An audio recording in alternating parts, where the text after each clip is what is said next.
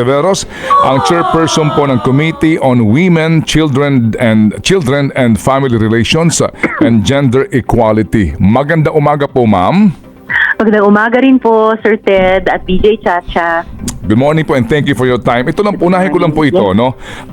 Ma'am, sa ngayon po, nakailan na po kayong hearing dito po sa inyong issue na kung saan po ang pinagmulan nga po itong Pogo sa Bamban? Opo.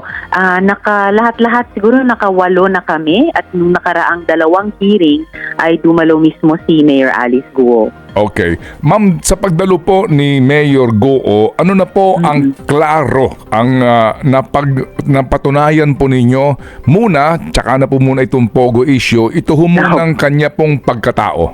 Ano po ang klaro na? Well, ang klaro ay ang labo. Kasi ang gulo ng kwento ni Mayor Alice Guo. Kahit dito po sa pangalawang hearing, akala din namin mas maliliwanagan na tayo sa pagkatao niya. Pero mas lalo lang lumabo. Ang daming kasinungalingan. Sabi niya, anak siya ng kasambahay na pangalan ay Amelia Leal. Iniwan lang daw siya sa tatay niya pagkatapos siyang iduwal. Pero nung tinignan namin ang birth certificate niya, yung nanay niya na si Amelia Leal ay kasal pala sa tatay niya na si Angelito Guo. Natuklasan din namin na sa totoo, may 3 kapatid pa pala siya sa magkaparehong magulang. Pero take note ha, Sir Ted, DJ Chacha, nung nakaraang hearing, sabi niya, wala siyang kapatid. Inamin niya na lang ito nung hinarap na namin sa kanya yung ebidensya ng mga birth certificate at pati travel records nilang magkakasama. Kapo incorporator din ang mga kapatid niya sa napakaraming negosyo. O pati nasyonalidad ng tatay niya malabo din. Sabi niya, Chinese daw ang tatay niya. Pero pagdating sa birth certificate niya, Pilipino ang nakalagay. Tapos sa incorporation papers naman ng mga negosyo nila, Chinese ulit. Sabi naman niya nung nakaraang hearing, half Chinese, half Filipino daw. So ano ba ito? Multiple choice. At ito siguro nakaka-shock, no? Kahit isang matinong childhood memory, wala siyang maibahagi. So, hanggang ngayon, sino ba siya talaga? Ang tanong, at bakit siya nagsisinungaling tungkol sa pamilya niya? Anong tinatago at bakit kailangang itago? Considering bilang public servant, transparency ang isa sa pinaka-basic at pinakamahalagang katangian. Kaya, tataka-taka na napakalabo ng pagkakiladlan niya. Opo. Sige ma'am, so sabi nga po ang burden of proof ngayon mukhang nabaliktad na, no? Napunta na po kay Mayor na patunayan yung kanyang mga sinasabi. So ma'am, ngayon po naklaro na ito, no? Yung inconsistency at maging po, and we say thank you ma'am dahil sa talaga pong kayo nag-research dito, nagharap kayo ng mga authenticated po na mga dokumento from from PSA. So what's next for sa inyo pong komite as far as Mayor Alice Guo is concerned? Well, ang next po talaga ay yung executive session. Kasi meron po tayong mga government agencies, pati intelligence agencies, na nais sabihin ang higit na marami sa aming komite. Pero hindi pa nila masabi in open hearing. Dahil ito ay nagsimula sa issue ng Pogo. Ang dami ng kumabit na masasamang issue nitong nakaraang ilang mga taon. At pagdating dito sa Pogo Hub sa Banban, andyan pa rin yung markers ng human trafficking, yung crypto scamming, yung sa mga dating Pogo Hub na may aspetong money laundering, pati dito lumitaw. Kasi 2 sa mga kasosyo ni Mayor Alice Guo dyan sa Zunyuan ay prime suspects pa pala sa pinakamalaking money laundering case sa Singapore.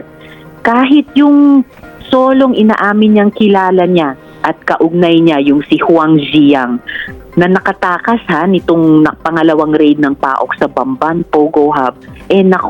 Napag-alaman namin na wanted din pala, fugitive o pugante din. Opo. So, itong money laundering, hindi lang yan yung But wait, there's more. May anggulo pa palang iniimbestiga yung ating mga government agencies ng espionage dahil sa mga anggulong surveillance at saka hacking na di umano, yung ilan dyan ay posibleng nagmumula sa Bamban. So ito yung mga aspetong Pogo plus krimen plus paglabag sa karapatan ng mga kababaihan at menor de edad na Pilipino plus Opo. yung aspetong national security, aalamin namin ng mas malalim sa executive session para mas ma-finalize at mahubog yung aming mga resource persons at tanong sa susunod na hearing. Okay, nabanggit niyo po ma'am yung money laundering. Opo. Kung mamarapatin po lamang ninyo, dito ho ba pumasok na ang AMLAC sa usapin po ng bank accounts ni Mayor? Actually po, Sir Ted, inimbita namin yung AMLAC simula nung nakaraang hearing at sila po'y kasama din sa aming magiging executive session. Pati po yung BIR dahil itinanong na namin si Mayor Alice Guoba at pati yung kanyang ama na sinabi niyang nagnenegosyo din dito sa Pilipinas. Silang dalawa ba ay nagbabayad ng tamang buwis? Alam natin ang Pogo kabuuan ang laki-laki na ng utang sa ating gobyerno in terms of taxes. And yes, kung may mga tanong kaming kailangang itanong tungkol sa bank nila, maitatanong din po namin sa executive session. Kapag po kasi executive session, until and unless pagbotohan ninyo na ito'y isa publiko, ito'y magiging lihim sa amin. Tama po. Opo. Tama So, po. paano yan, ma'am? Kung sakasakali, parang deprived naman kami na malaman ng katotohanan kung sakasakali. Paano ho kaya? Depende po sa kung ano-anong mga impormasyon ang lumabas sa executive session at sa tansya ng komite ay kailangang isama sa committee report na isang public document. Aalamin lang namin na ito po ay covered ng mga batas o di kaya mga exemptions sa mga batas para syempre gusto po namin pagkatapos nitong halos 4 na taon na investigasyon ng Senate Committee on Women sa Pogo at lahat po ng ipinanganak nitong mga issue at krimen ay hanggat maaari kompleto yung aming findings and recommendations na pwedeng ipaalam sa mamamayan. Lalo na ang taas-taas ng interes at concern ng ating mga kababayan dito sa Pogo, partikular sa Bamban at kay Mayor Alice Guo. Maliban po ngayon dito po sa inyong inimbitahan na maglalahad nga sa isang executive session, yun hubang tatay po nitong si Mayor, yung pong kanyang mga kapatid o maging, yung nanay po kasi walang address, walang hindi alam. So, sila ho ba'y iimbitahan na rin ng komite? Depende po sa lalabas sa executive session. Pwede po naming desisyonan kung iimbitahin na namin sila sa susunod na public hearing. Opo. So, tatansyahin po namin. Opo. Kailan po ma'am ang inyo pong supposed to be executive session? Tinakda na po namin, Sir Ted, sa susunod na linggo, 5 ng Hunyo. And then pagkatapos niyan, pwede na naming i-schedule yung susunod na hearing. Okay. Ma'am, ito nga po, meron na pong mga ilang grupo na pumupula sa inyong komite, na nalilihis daw po. Maging si Senator Coco nagsabi na parang nawala sa focus. Pwede ho ba namin malaman lang, ma'am, kung ang pinagmulan nga nito ay Pogo. So, dito po sa inyong investigasyon, nalinaw ba rin ang mga facts like ang sinasabi po ni Governor Yap na magmula daw ho Enero ng 2021, ipinagbabawal na ang Pogo sa lalawigan. Okay. Opo, pangalawa, ito pong Pogo, sabi ni Mayor, may permit yan from PAGCOR in the first place, ba't pinayagan ng PAGCOR kung ito'y illegal at obligasyon din po ng PAGCOR bilang regulator na sila dapat nag-i-inspection dyan. So, dito po ma'am, parang wala pa kaming narinig na PAGCOR. Actually, yung PAGCOR uma-attend na po, Sir Ted, sa mga hearing namin at makakasama din po sila sa executive session. Dahil sabi po nung kanilang Chief Security, si Retired General Villanueva, mas malalim pa po ito kaysa sa napag-uusapan na sa hearing. Kaya inimbita din po namin sila na magsalita sa amin sa executive session. And sa tingin ko po, nakafocus pa rin malinaw yung komite ko sa investigasyong ito. Kami pa rin po sa tingin ko ay nasa tamang direksyon at hindi nalilihis. Kami po ay nagsimula at mayat-maya bumabalik pa rin talaga sa Pogo. Nga lamang nitong nakaraang mga taon, ang daming ipinanganak pa niyang mga kaugnay na issue mula sa Pogo-related prostitution hanggang sa illegal recruitment at detention hanggang po sa maraming buwan na inilaan namin sa Pogo kaugnay ng Pastilla scam hanggat nag-evolve at tumako dito sa mga seryosong issue ng human trafficking, crypto scamming, yung money laundering at ngayon yung anggulong espionage. Opo. Kaya sa tingin ko po, bagamat sobrang lumaki yung issue, ay dahil mukhang malaki itong phenomenon at negatibo ng Pogo. At tinutupad lang namin yung aming tungkulin na itanong at alamin hanggat aming makakaya itong buong phenomenon ng Pogo dito Opo. sa ating bansa at Opo. maaring sa labas ng bansa. Okay. Ma'am, doon po sa binanggit nyo mga pagdinig na naando naman yung PAGCOR. Kami ho na nagbabantay nga dito. Unfortunately, hindi ko ho alam, baka lang nakalusot sa akin pong atensyon, no? O kaalaman. Kasi wala ho pa ho akong nakita o narinig na nagtanong ng direktahan at masinsinan sa PAGCOR. Sino ba particular ang pumirma nung permit sa Pogo sa Bamban? Apo. Kanino ba itong jurisdiction among PAGCOR officials? Di po ba? Kasi ma'am, hindi maitatanggi na pati yun dyan sa may Pasay na meron pang torture chamber, binigyan din po ng PAGCOR ng permit yun eh. Totoo. Kasi po ma'am, ngayon Totoo. na nangyayari po ma'am, Senadora, na para bagang ang PAGCOR nagkukubli at hindi ho natin mapapanagot doon sa kanilang unang responsibilidad na kayo dapat ang hindi agad-agad nagbibigay ng Pogo permit at kayo nag-i-inspection sa mga Pogo hubs na ito. Tama. Actually, very fair point at question yan, Sir Ted.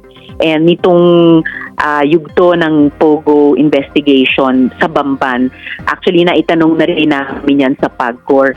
Pinabulaanan kasi nila na may lisensya daw or kahit provisional license tulad nung sinabi ni Mayor Alice Guo, itong Zunyuan. Pero meron nga silang 4 na empleyado na on-site, nag-opisina dyan sa Pogo Hub sa Bamban. Kaya itinanong namin, bakit hindi nila nasilip? Kailangan pa naming itanong lalo dahil hindi pa ganap na naisagot. At sino ang nagbigay di umano ng provisional license? Sinasabi ni Mayor Alice Guo, may provisional license yung Zunyuan. Sinabi ng PAGCOR, wala daw silang ibinigay na provisional license. So alin ang totoo? At yung naunang kumpanya, bago yung Zunyuan, yung Hongsheng, yon na-issuehan daw ng lisensya ng PAGCOR dati. Pero kanilang sinuspinde. Anong nangyari? Mukhang nagpalit lang ng pangalan ang Hongsheng, naging Zunyuan, at nagpatuloy ang operasyon at maaring nagkunwari pa na may provisional license. So, hindi pa settled finally kung sino in particular sa loob ng PAGCOR ang mga or ang nagkukulang, pero na-post na yung tanong sa kanila na, hindi kayo off the hook dito kasi ito nga yung isang pangunahing inaalam ng aming investigasyon na mukhang napakaluwag ng regulatory framework kahit sa Pogo.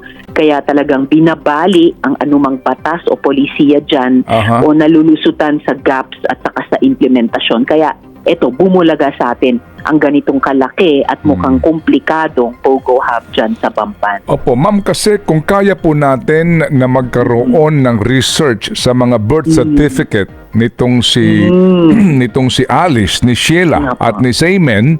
Opo, meron pang isa, Sir Ted, si Wesley. Opo, si Wesley. Ng PSA. Opo. Kung kaya po nating ma-research ito at makakuha po ng authenticated document, ano ba naman po yung research din sa PAGCOR sa pagbibigay po ng provisional authority sa Pogo, ma'am, di ba? Opo, point very well taken po. Magagawa po namin yun bago mag-wrap up yung investigasyon. Opo. Kasi di ma'am, meron di kasing claim ngayon, no? Dito ho sa PAGCOR ngayon, nagpalit na sila ng pangalan hindi na Pogo, di ba? Diba? Ay, opo. Opo, may iba na silang pangalan na 3 letra. Opo. Ang letra ho nito, ma'am, ay kumakatawan sa Internet Gaming Licenses, IGL po. Opo. O kaya International Gambling Lord. Ako, Parang mas masahol, no? Oh, anyway, so ma'am, sa ngayon po kasi, alam po naman natin na ito po in aid of legislation. So, para po lamang dito po sa magiging rekomendasyon niyo sa IGL operation na ito, sa usapin ng inventaryo sa PAGCOR, ilan ba binigyan ninyo ng POGO license? Saan bang mga lugar ito? At ang inyong ginagawa bilang regulator? In fact, sometime during, kung hindi man yung nakaraan, yung second to the last hearing, nasagot nila sa amin na nakapag-issue sila in total dati ng mga 200 plus na mga lisensya. Pero ang karamihan nito ay isinuspinde nila, pero hindi nila masagot kung ilan sa mga sinuspinde ninyo ay aktual na tumigil.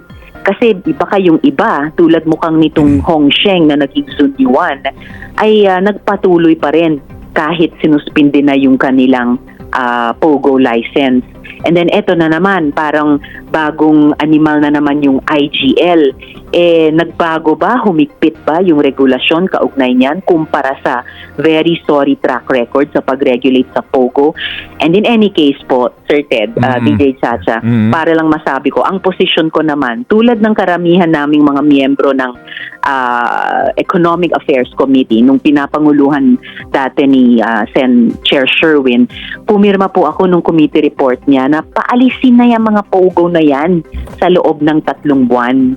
So, kumbaga, minsan nagsalita na ang Senate, ang aming sense, na dapat itigil yung POGO dito sa ating bansa. And I'm hoping na itutuloy yan ng majority na dinigin yan at i-adopt. And ilang beses ko ring na panawagan kay Presidente na mag-take din ng executive action. Kung mabagal man kami sa legislature, pwedeng umaksyon ng Office of the President na patigilin na yan at paalisin na yung mga POGO na yan.